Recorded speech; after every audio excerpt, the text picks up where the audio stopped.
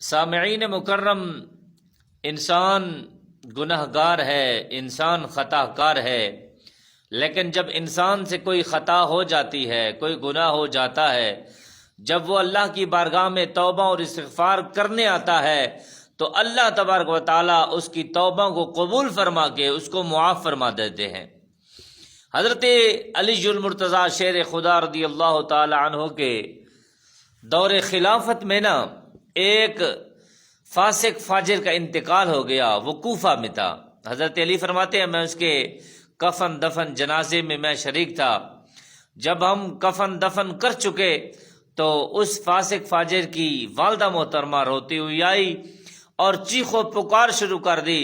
کہ یا علی، آپ خلافت کے منصب کے اوپر فیض ہیں،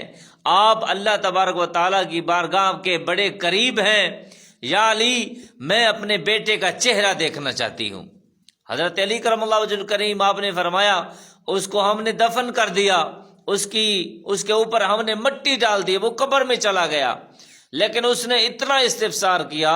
اس نے اتنا شور و غل رولا ڈالا کہ حضرت علی کرم اللہ وجہ الکریم نے لوگوں کو فرمایا کہ اس کی قبر کھودو، کیونکہ وہ فاسق فاجر تھا۔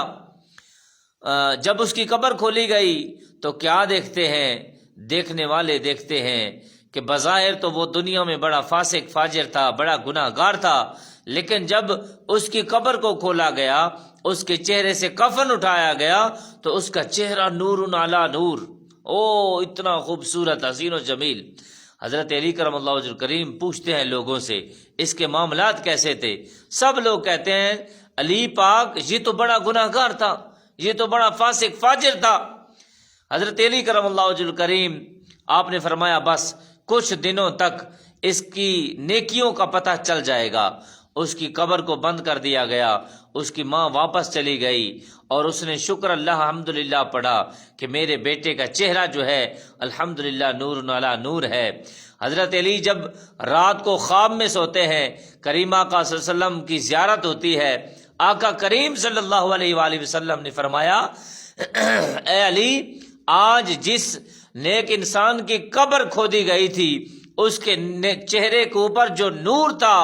وہ اس کے رونے کی وجہ سے جو آنسو نکلتے تھے وہ ان آنسوؤں کی وجہ سے نور تھا کہ جب بھی اس سے کوئی گناہ ہو جاتا وہ اللہ کی بارگاہ میں آتا، اتنا روتا کہ اللہ تبارک و تعالیٰ اس کو معاف فرما دیا کرتے تھے۔ اسی وجہ سے فرمایا رب نے ذالک فضل اللہ یؤتیہ من یشاء، اللہ تبارک و تعالیٰ جس کے اوپر فضل چاہتا ہے اس کو معاف فرما دیتا ہے۔